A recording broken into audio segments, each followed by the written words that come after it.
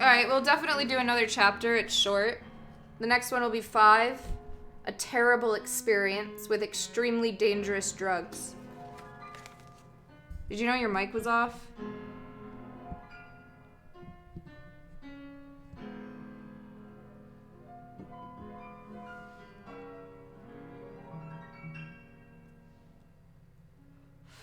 Are you like making a joke like my mic was off the entire time I was reading? Or oops, what do you mean? It's a terrible joke. People were reacting to what I was reading. Is that your mic running? You better go catch it.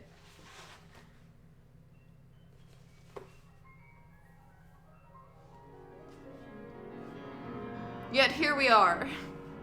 Owned.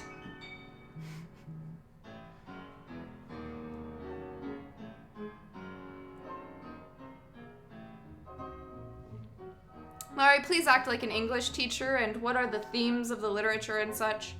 The themes are drug culture and America and journalism, gun control.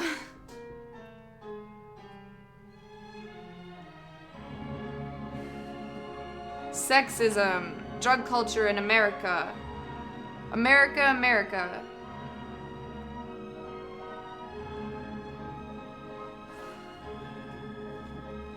I wouldn't say maybe, I don't know. It's mostly about culture.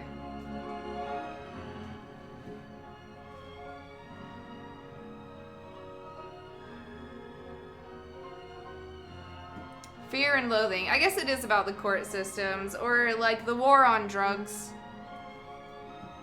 The criminalizing of drugs for the criminals that do drugs. Post-beatnik. Stop biting your nails. I'm not. I'm biting my lips. Do you like that? My lips are really chapped. I'm biting the skin off of it.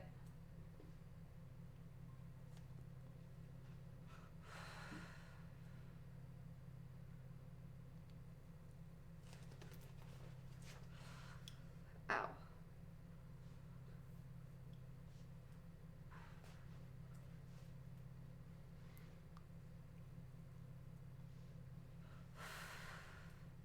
The 50s, 60s establishment mindset, yeah.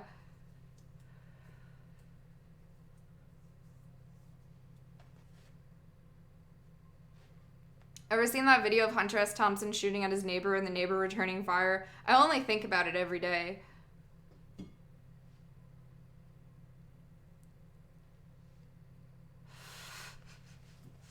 Like, what the fuck? I'm not even exaggerating. I think about that almost every day. So maybe I'm exaggerating a little, but I actually think about that, like, often. I'm like, why? How? Who? What? When? What again? Alright, I need another beer. Hell yeah, I need it.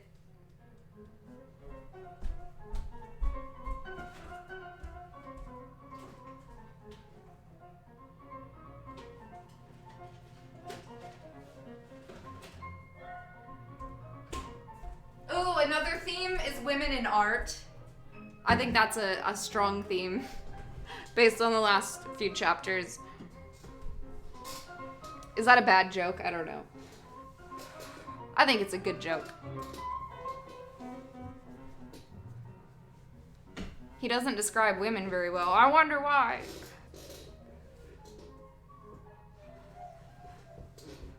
Or paint them in a very respectful light. I think he's been... I'm not going to talk about women with Twitch chat while we're reading Fear and Loathing in Las Vegas, but just take it with a grain of salt, kids.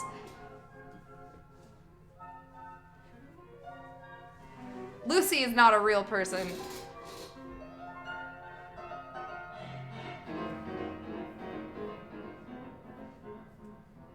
I think the only people not painted in a respectful light in this book are the two main characters. And the cops. Which is like, well done, you know? Well done, book writer. I'll just say feminism is not one of the themes. Alrock, do you ever think you take things on the face too much? You know, if a book tells you that the sky is orange, do you just go, well, that's what the author meant. Clearly the sky is orange. They're not condoning the behavior by writing about it. That's the one problem that I have with this book, is that people who read it think that the things in it are supposed to be cool. No, Raoul Duke is a scary bad man. And people are scared of him, and he's a bad person. And so is his obviously bad person attorney. They're both under the throes of drug psychosis the entire book. Like, nothing they do is meant to be, it's not, the message is not in the action, you know?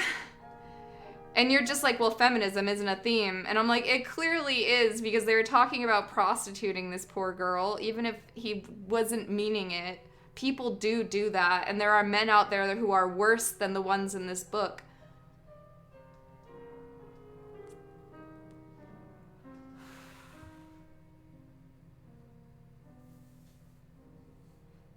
In fact, they seem like proper gentlemen compared to the real world. They didn't prostitute her. And I would say, aside from her being a minor, and we don't know the full details yet, I would say aside from being a minor, I don't think she was traumatized and raped.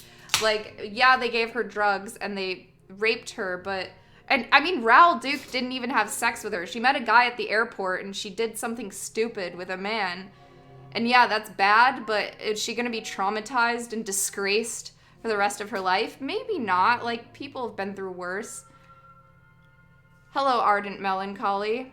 35 months. Like, she showed them her paintings, and when she was actually in front of Raoul Duke and she was being described, she didn't seem, like, she was on LSD, but she didn't seem that upset, you know? She was talking about her paintings, and she started painting. She was painting more paintings and tripping on acid, you know? And I don't know how old she is, so hopefully she's like 17 and just making some bad decisions. Because I don't condone, you know, like older men being predators and giving drugs to minors. But as far as like rape goes, I don't think that the court case would be exactly how it was just described, where they're like, we don't know what they did to her, and it was a demonic orgy. You know, it wasn't a demonic orgy. It was just a regular old sex crime, you know?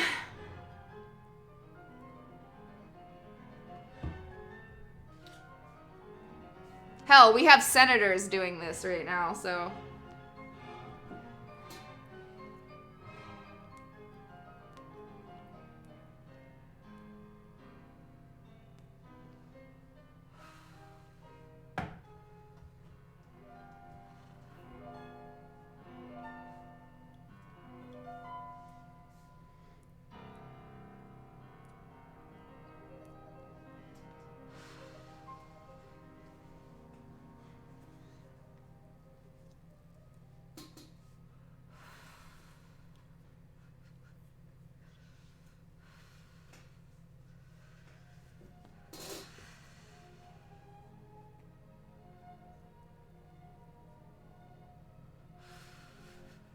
So true, so true.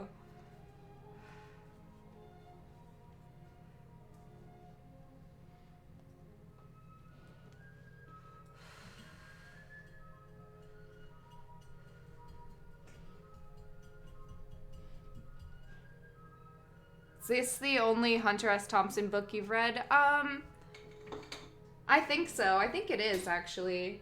I've read some of his, like, essays once or twice. But yeah, I think this is... I can't think of another title that I've read. Hello, Andre?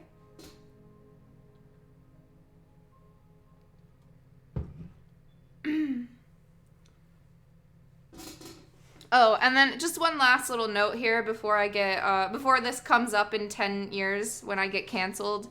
I do not think that, I do not think that Lucy is free of trauma, that this experience was overwhelmingly positive for her. I'm just saying it's not as bad as what was, when Raoul Duke is, like, tripping out about it and saying, like, we desecrated this woman, and she's definitely coming after us with the cops. Like, hopefully she's just coming down in her hotel room and she'll go on with her life. But she could be traumatized a little bit by it, especially considering her family and life. So it's a you know, I can't, it's a gray area.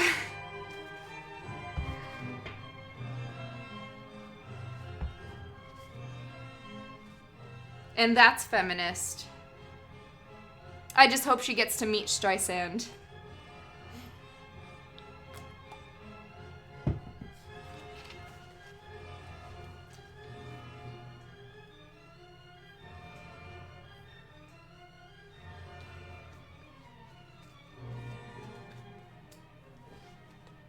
Like, I think it's feminist to talk about it, you know? Like, to say in a book that these men met this underage girl and took advantage of her. And if you're a reader, you can realize that.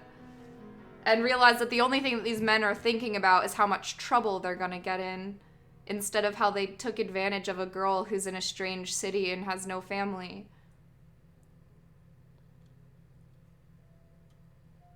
And she could very well be traumatized by this experience, but they're not helping in this situation at all, you know? Like, they're just doing damage and running away.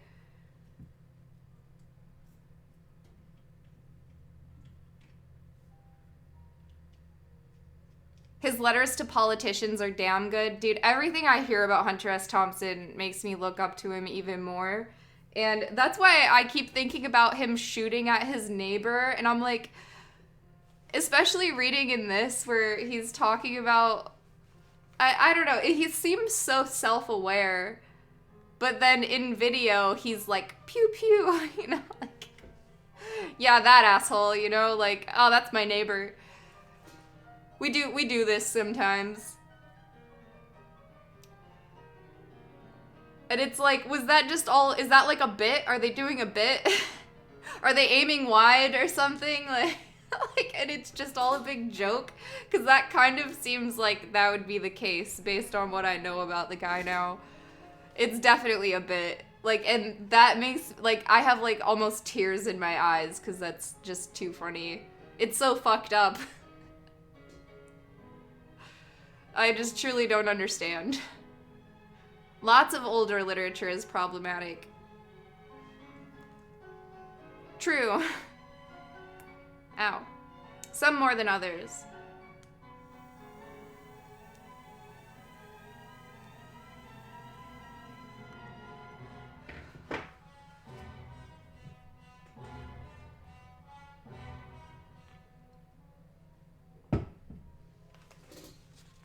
It's not fucked up, it's just from a different time.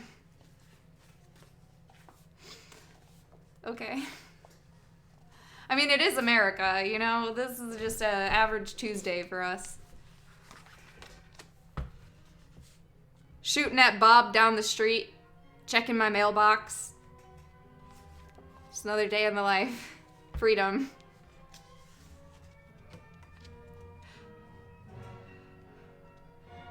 Oedipus says, folks, don't bang your mom.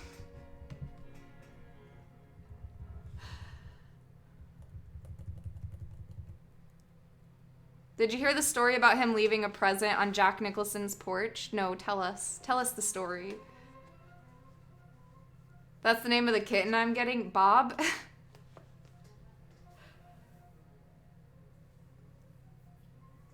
Saw the latest Euphoria episode and could have swore I heard you narrate Lexi's part. Oh god. I don't know what any of that means, but I'm scared. Euphoria? Don't they do drugs in that?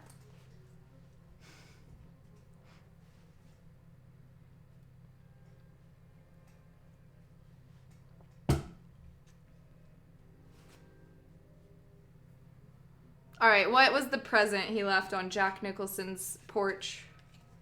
Was it a biohazard? Was it a flaming bag of poop? AKA a biohazard.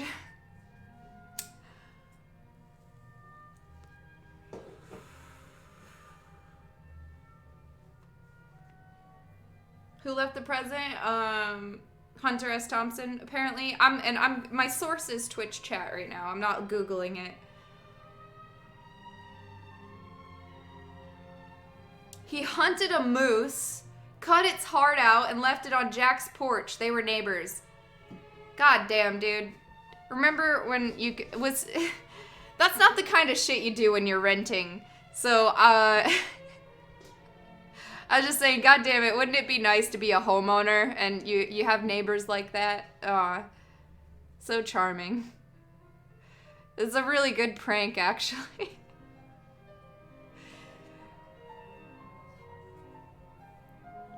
I'm not in the mind of Hunter S. Thompson, but if I could leave a moose heart on a neighbor's porch and think that I could get away with it, it would be fucking hilarious.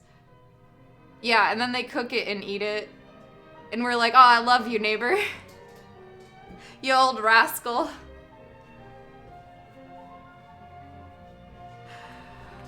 That's the kind of community I strive for. And then you get drunk and shoot guns. Life in the country. In the great white north. Life is never dull.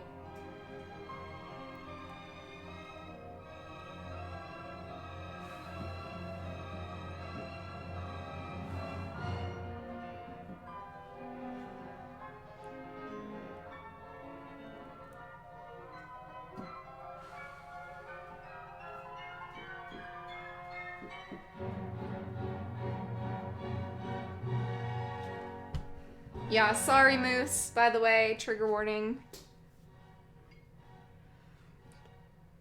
All the Moose in chat, please go back in time and cover your ears.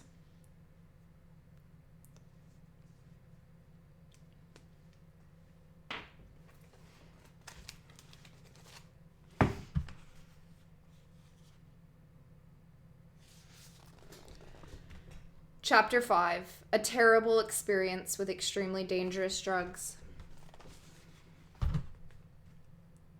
There was no way to cope with it. I stood up and gathered my luggage. It was important, I felt, to get out of town immediately. My attorney seemed to finally grasp this. Wait, he shouted. You can't leave me alone in this snake pit. This room is in my name. I shrugged. Okay, goddammit, he said, moving toward the phone. Look, I'll call her. I'll get her off our backs. He nodded. You're right, this is my problem. I shook my head. No, it's gone too far. You'd make a piss-poor lawyer, he replied. Relax, I'll handle this. He dialed the Americana and asked for 1600. Hi, Lucy, he said. Yeah, it's me. I got your message. What? Hell no. I taught the bastard a lesson he'll never forget. What? No, not dead. But he won't be bothering anybody for a while. Yeah, I left him out there. I stomped him, then pulled his teeth out. Jesus, I thought. What a terrible thing to lay on somebody with a head full of acid. But here's the problem, he was saying. I have to leave here right away. That bastard cashed a bad check downstairs and gave you as a reference, so they'll be looking for both of you. Yeah, I know, but you can't judge a book by its cover.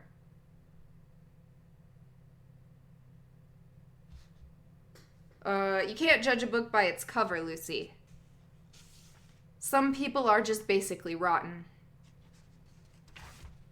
Anyway, the last thing in the world you want to do is call this hotel again. They'll trace the call and put you straight behind bars. No, I'm moving to the Tropicana right away. I'll call you from there when I know my room number. Yeah, probably 2 hours. I have to act casual, or they'll capture me too.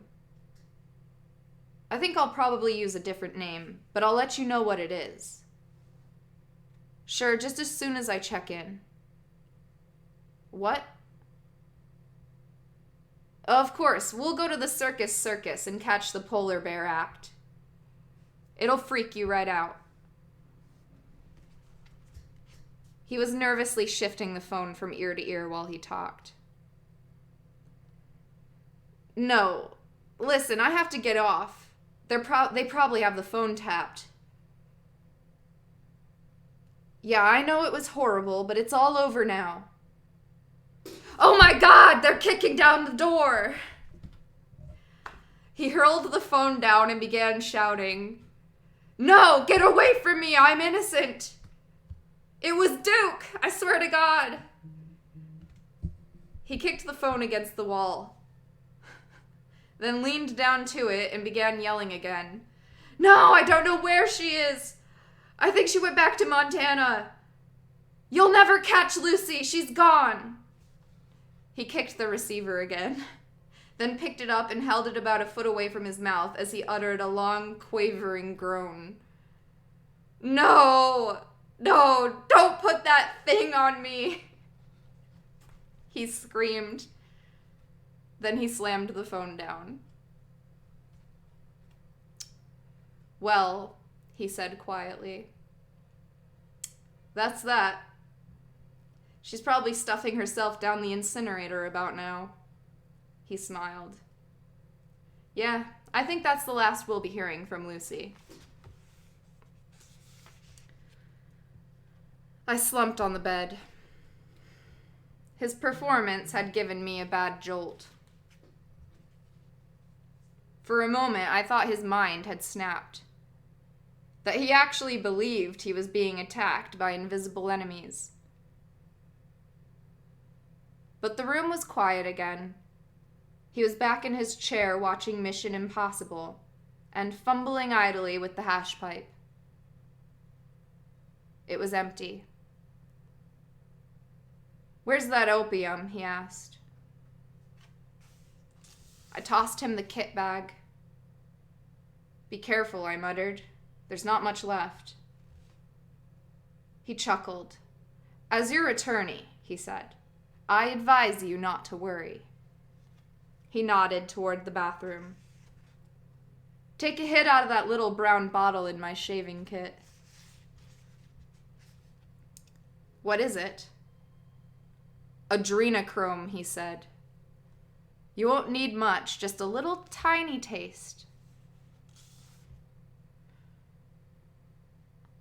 I got the bottle and dipped the head of a paper match into it. "That's about right," he said. "That stuff makes pure mescaline seem like ginger beer. You'll go completely crazy if you take too much." I licked the end of the match. "Where'd you get this?" I asked. "You can't buy it." "Never mind," he said. "It's absolutely pure." I shook my head sadly. "Jesus, what kind of monster client have you picked up this time? There's only one source for this stuff." He nodded.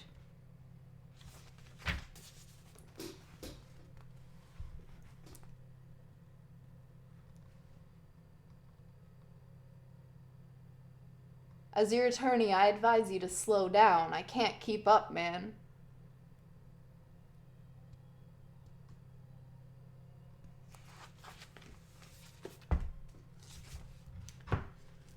"The adrenaline glands from a living human body," I said.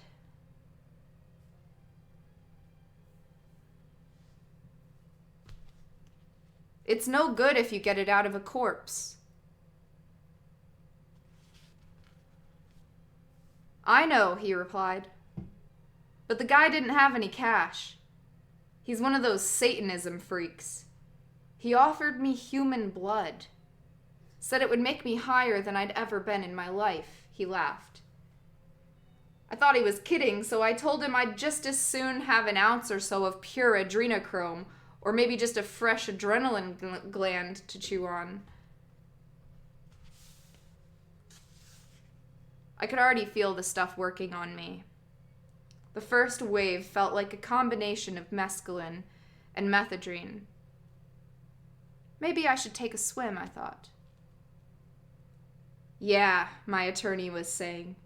They nailed this guy for child molesting, but he swears he didn't do it. Why should I fuck with children, he says. They're too small. He shrugged. Christ, what could I say? Even a goddamn werewolf is entitled to legal counsel. I didn't dare turn the creep down. He might have picked up a letter opener and gone after my pineal gland. Why not, I said. He could probably get Melvin Belly for that. I nodded, barely able to talk now. My body felt like I'd just been wired into a 220-volt socket. Shit, we should get us some of that stuff, I muttered finally. Just eat a big handful and see what happens. Some of what? Extract of pineal. He stared at me. Sure, he said. That's a good idea.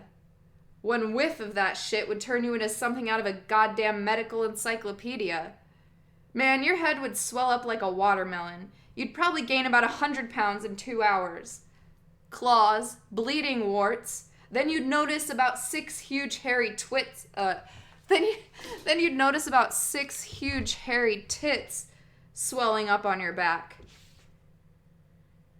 He shook his head emphatically. Man, I'll try just about anything, but I'd never in hell touch a pineal gland.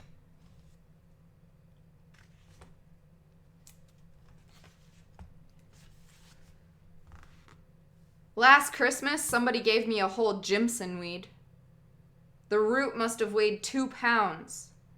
Enough for a year. But I ate the whole goddamn thing in about 20 minutes. I was leaning toward him, following his words intently.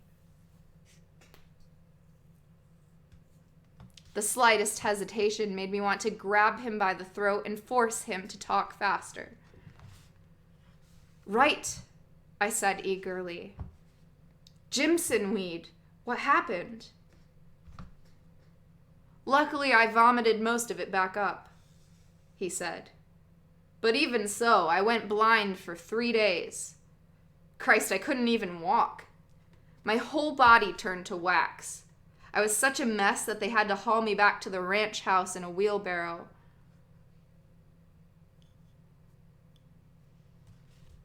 They said I was trying to talk, but I sounded like a raccoon.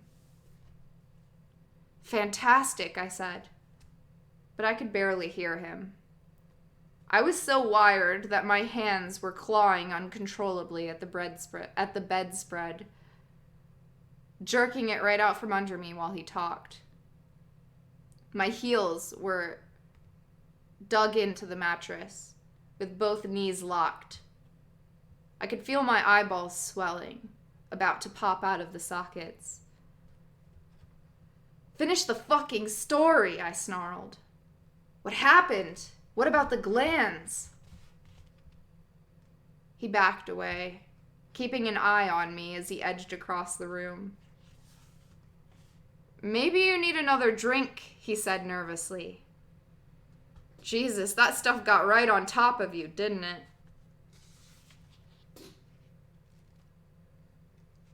I tried to smile. Well, nothing worse. No, this is worse. It was hard to move my jaws. My tongue felt like burning magnesium. No, nothing to worry about, I hissed. Maybe if you could just shove me into the pool or something. God damn it, you took too much, he said. You're about to explode. Jesus, look at your face. I couldn't move. Total paralysis now. Every muscle in my body was contracted. I couldn't even move my eyeballs, much less turn my head or talk. It won't last long, he said. The first rush is the worst. Just ride the bastard out. If I put you in the pool right now, you'll sink like a goddamn stone. Death. I was sure of it. Not even my lungs seemed to be functioning. I needed artificial respiration. But I couldn't open my mouth to say so. I was going to die. Just sitting there on the bed, unable to move. Well, at least there's no pain. Probably.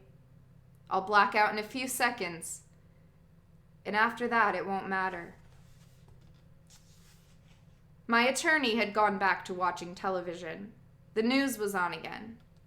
Nixon's face filled the screen. But his speech was hopelessly garbled. The only word I could make out was sacrifice. Over and over again. Sacrifice. Sacrifice. Sacrifice. I could hear myself breathing heavily. My attorney seemed to notice. Just stay relaxed, he said over his shoulder, without looking at me. Don't try to fight it or you'll start getting brain bubbles. Strokes, aneurysms. You'll just wither up and die. His hand snaked out to change channels. It was after midnight when I was finally able to talk and move around. But I was still not free of the drug. The voltage had merely been cranked down from 220 to 110.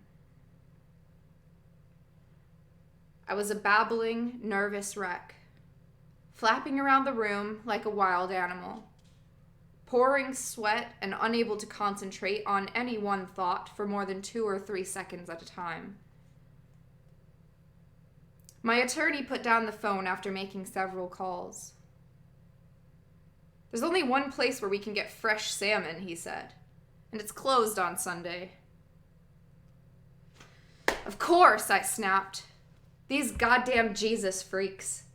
They're multiplying like rats. He eyed me curiously. What about the process? I said. Don't they have a place around here? Maybe a delicatessen or something with a few tables in the back? They have a fantastic menu in London. I ate there once. Incredible food. Get a grip on yourself, he said. You don't even want to mention the process in this town. You're right, I said. Call Inspector Bloor. He knows about food. I think he has a list. Better to call room service, he said. We can get the crab louis and a quart of Christian Brothers Muscatel for about $20.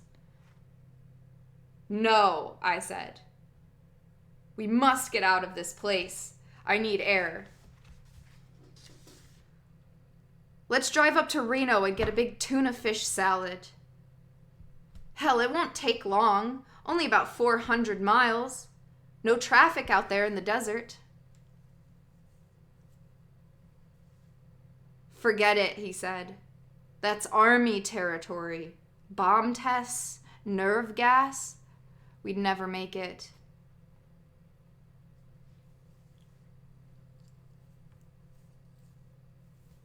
We wound up at a place called the Big Flip,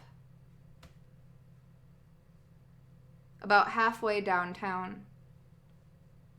I had a New York steak for $1.88. My attorney ordered the Coyote Bush basket for $2.09. And after that, we drank off a pot of watery Golden West coffee and watched 4 boozed up cowboy types kick a faggot half to death between the pinball machines.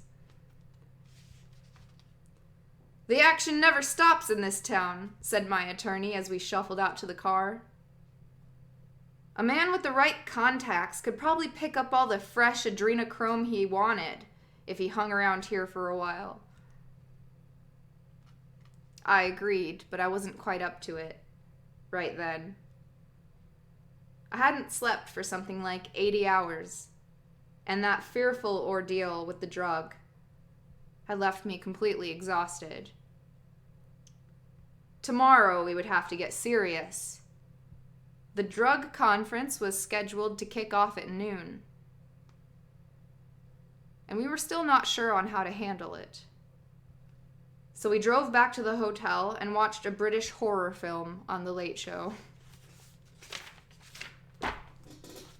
That's the end of the chapter.